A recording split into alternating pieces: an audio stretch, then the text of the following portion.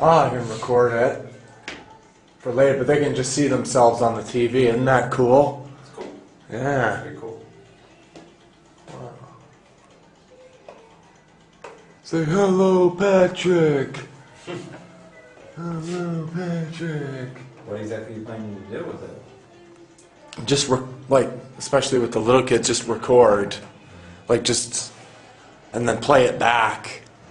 Maybe like the next lesson or something, they can just watch themselves, or during the break, something just, watch. Be like, oh, hey, that's the class. I'm sure they'll get a kick out of it. Man, I need to shave. Are you doing that? Keith was talking about something about a no-shave December. Yeah. Although he missed out because November is Movember. Yeah. We should have done it this month, but... Yeah, I've got spots on my beard where it doesn't grow correctly. So kind of like my ugly. Wow, look at this, so ugly looking. I've got a spot right here. Right here. That doesn't grow hair. So it doesn't look very good. So do you just do the same board for pair over and over? Not the same board. I've actually changed it a lot. Changed a lot. Yeah, I didn't used to do separate teams. I used to do one team or two teams. We got rid of that. There's no more teams anymore. You just have an individual team. 红黄蓝青紫什么什么的。啊，那个经常搞活动的。但是我看他们在天龙南国那个里面在搞活动。Hello everyone, this is the Philosopher Stoner 666. Here again. It's been a while since I've made a video. It's been since, I guess, what was it, October? Yeah, things have changed a lot in my life. I've moved to China. I'm teaching ESL. I have this apartment. You can see that poster there. Has some Chinese characters. Maybe later I'll pull out the money in my wallet and show it. But yeah, things have changed. It's Christmas time, it's the holiday season, I have some free time to myself. I've been busy trying to adjust to this new job that I have, teaching kids. So yeah, I'm on Facebook, and I got this Facebook message from this person whose name I'm not going to mention. And they were asking me, they somehow found out who I really am, like my real name, profile, found out who I am, and they were asking me, why haven't I made any videos or whatever in a while, and like I don't update my channel, and they said they were sort of like a fan, which I don't know, I didn't even think anybody even watched this channel. Anyway, so I got a message from them, and it was weird, on that same night I got that message, I got this other message from my mother saying that my grandfather has died. And he was a guy I made a video about before in months ago, like back in the summer, or like in the fall, or no, it would be the spring, about like a family photo album that I have. So, like, just talking about this relative I had in Montreal.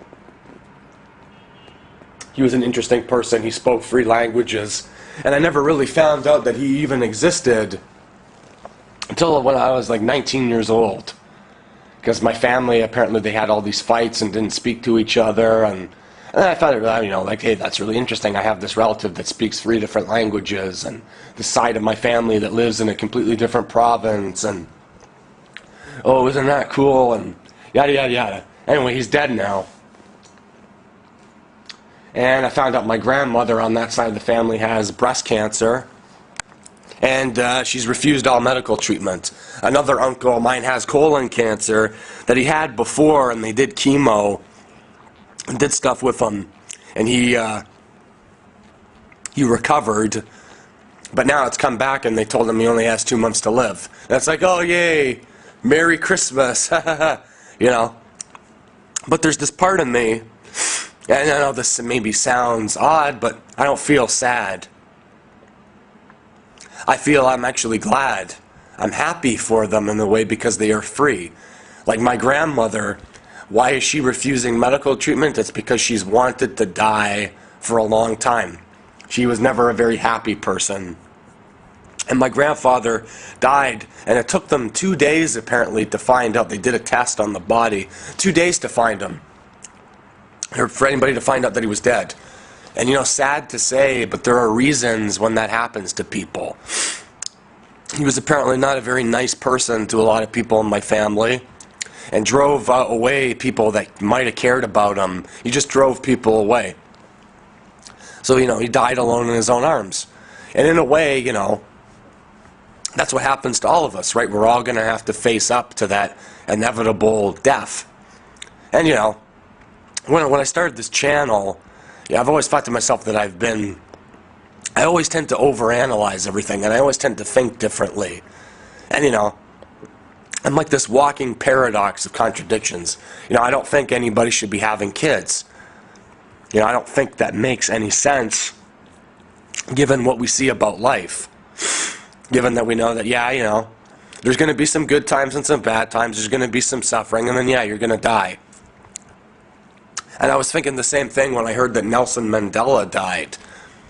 And I subscribed to all these different newsletters, these different points of view about, you know, politics. I still have them. I get updates from like the right-wing libertarians, anarchists, blogs and newsletters, dating coach things, just to see all these different perspectives. And it figured that everybody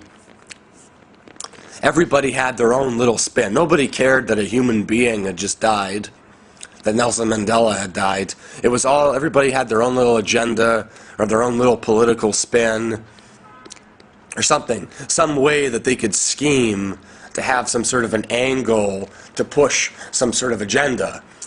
And it's like, and now I see myself as being like this, as just seeing it all as just being so much noise, that people, every time somebody dies or something happens and we go, oh, what a tragedy, how horrible it is, how whatever it is, it's like we miss the point every single fucking time. It's like, it doesn't even matter if Nelson Mandela, whether you agreed with him, disagreed with him, whatever, the point is he's dead. You know, who else is dead? Oh yeah, Hitler's dead, fucking Mother Teresa's dead, Frank Sinatra's dead. Everybody's dead. That really, that is what the game of life is here on Earth. It really is this stupid thing. Unless you believe in some sort of heaven or an afterlife. But I myself, I don't want that to be. To me, that would be like a weird Franz Kafka novel or something, like the Metamorphosis. It would be like, God, I have to do all this again, and I don't have the option of killing myself. Oh God, you know, that would, to me, would be torture. And I'm not saying anything original here, because a lot of other channels out there have said much the same thing. And I've sort of come to agree with it. And yeah, I just sort of begin to see everything as just so much noise. And it's not that I think of myself as being special or superior to other people, but, you know, I just, everything that I see around me, it just makes me sick. And I work with kids. I'm this paradox, because, you know, I see these innocent little children. I'm teaching these innocent little children how to speak English, and they're cute, they're innocent. You know, they don't know anything about the world. They're just perfectly happy to run around in a circle. That's how they are. They don't have any judgments about people. Only if you try to hurt them will they, you know, they'll cry. But, you know, they're innocent. And then I just think to myself, you know, what the fuck happens? I also have some older kid classes with like these pretty looking, you know, I'm not saying this in loud, I don't want to sound like some weird pedophile or something, but you can tell that when those girls get older, they're just 12 years old right now, that when they get to be like 16, 18, they're going to be some good looking girls. It's like also being here in China, they have these places called pink houses, which are whore houses, and they're very out in the open about it. Like you can, compared to North America, you can get, this one greasy guy that I work with said, you know, you don't have to walk very many miles to get a piece of ass here in China. And it's true, you don't. But that, though, when I think to myself, I think, oh yeah, you know, there's a certain number of these pretty looking girls when they get older that are going to wind up working in these pink houses. And whether you agree with it or disagree with it, It's all the same. It's just going to happen. And they're going to die. They're going to die. It's just a waste. And it's like, now I'm not even more saying morally that I'm against prostitution. I'm just saying it's just going to happen. It's just going to be a statistic out there. And you could come up with a lot of other statistics. You know, a certain number of people will be born with one eye, or a certain number of people will die of cancer, or a certain number of people will have whatever happen to them. And it's just like, I don't, you know, why do I think this way and not other people? Why do I feel, and I mean, there's a community of us now on the internet, but why do I feel like, what is it? You know, yeah, why do I think this way and not other people? Why do I agree with this perspective and not the more optimistic perspectives? Anyway, I guess, you know, I know my personal circumstance isn't that bad. But it's interesting. Moving to China, everybody that I've encountered here that lives here, the Chinese and the other foreigners that live in town, I haven't met one single optimist. Not a single optimist. Everybody here is their varying degrees of pessimism. Various, you know, degrees, levels of it. A lot of entry-level kind of pessimists, and then a lot of people that call themselves pragmatists or realists. And those are words you hear a lot today, too. Realist. When the guy's like, oh, it's not being optimistic or pessimistic, it's just being realistic. Because he was saying something about the food that he ordered, you know, it's probably going to be late because it's been late many times before. And he's like, oh, yeah, you know, that's not optimistic or pessimistic, just being realistic. And then this other guy that I met, I'm not naming names, the guy that I met was talking about Barack Obama and how he's a pragmatist. And a pragmatist is somebody like John Dewey or other figures. They do what's, they don't have an ideology that much. They do what's ever practical for the situation. But it's definitely not idealistic. It's not optimistic way of being. It's not really standing for anything. It's being kind of mercenary. Being kind of mercenary and, you know, like I said, these Chinese people are far more pessimistic and interesting. That I used to smoke at parties and stuff back in Canada, and you know, now I'm smoking all the time because they're just so dirt cheap. You can get a pack of smokes for like 30 cents. 30 cents Canadian, 3 kwai, or like 3 yuan, RMB, whatever you want to call it. You know, everybody smokes. And all the songs they listen to have this sort of depressing tinge to them. And I'd say they're all pretty much, most of them are all pessimists. They see the glass as half empty. Even their philosophy, their philosophical school, like Buddhism, comes out of this culture. Taoism, all these other you know, belief systems that I've come to agree with. I was starting to read this guy named Han Faizi. He's a legalist philosopher. He's like in the Confucianist school of philosophy. They call, the Western people call him like the Chinese Machiavelli, like Machiavelli. And a lot of interesting anecdotes that he talks about.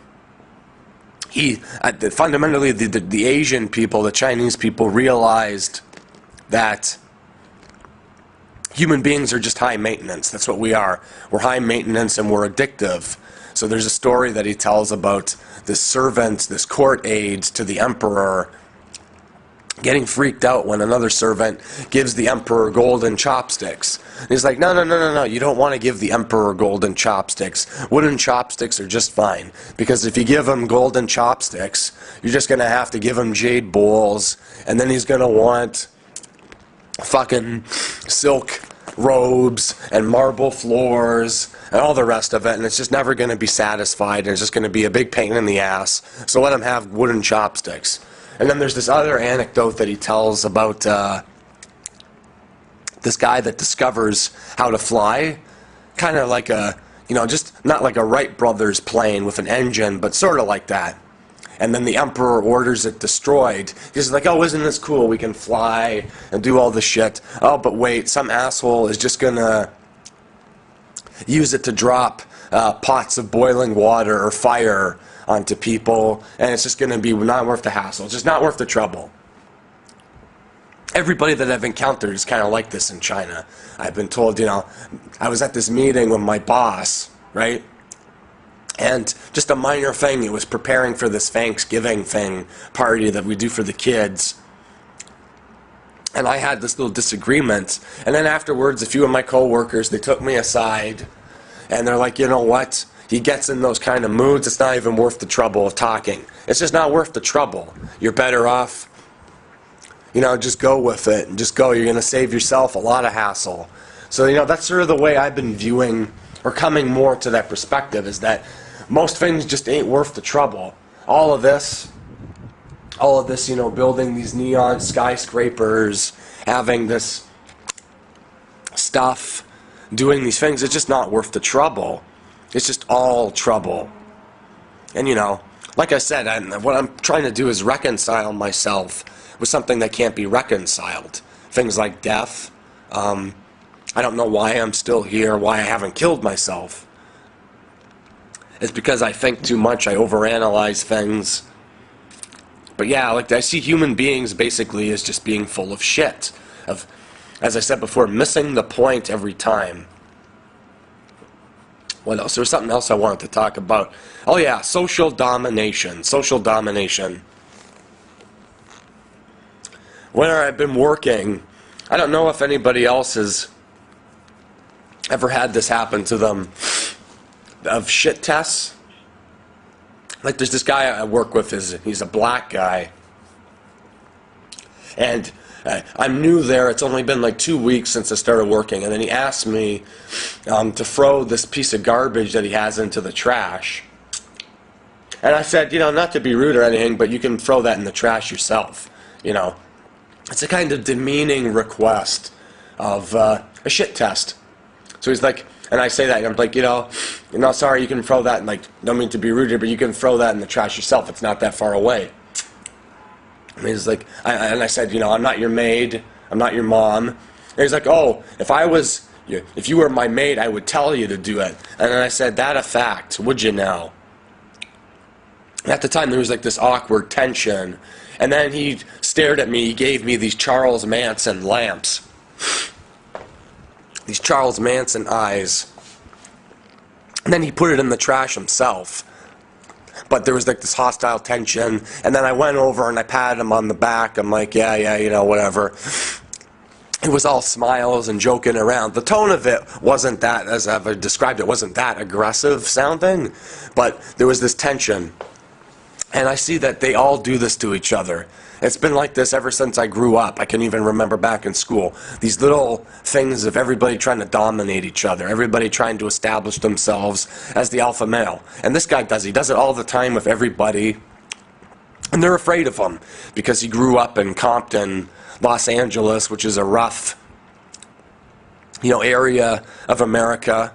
He's black. If he wasn't like that, he wouldn't have lasted 5 minutes where he's from. So, I understand that part.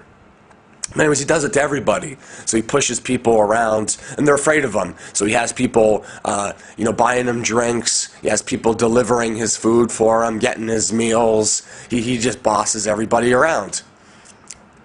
And I've also come to notice, again, because of this part of me that overanalyzes everything, and it's not that I'm smarter, it's that I'm just too perceptive, where I notice everything as being these little shit tests. Like, we're having a smoke, right? And I pass the ashtray and the joint we're smoking, and I noticed that I have to hold the ashtray for just a second longer, and then he dumps a little bit of the ash of his cigarette in. I was holding his ashtray for him for just 2 split seconds extra. And just everything has these little permutations. And yeah, just this alpha male contest all the time, especially more so with guys, but women do it too. A woman, you'll be at a bar or something, and a woman will say, well, will you hold my drink for me? And it's like, that's something she could easily put down the drink. She's just doing it to test you, to see how submissive you are. And that once you realize it, you realize how silly human beings are and how just full of shit we are. And you see that the game that we're playing is really far more simple and crude than we think it is. We think, oh yeah, we're in this civilization that has all this justice and these rules, and there's this fairness, and there's this stuff out there that's like this redeeming aspect to all of it. And it's like, no, we're just tribal-like pack animals. We're doing this alpha male contest, this alpha female contest. Everybody's trying to dominate each other. And that's the game. I mean, that's it. It's just stupid bullshit. Just stupid bullshit that isn't worth the trouble. It's just not worth the trouble.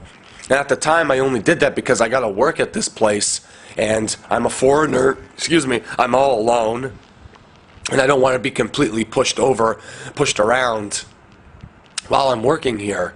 But you know, the route I would like to take is just to simply just take a fucking pill and fall asleep and not wake up again.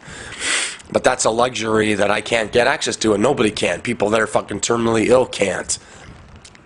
So I play the game that's around me.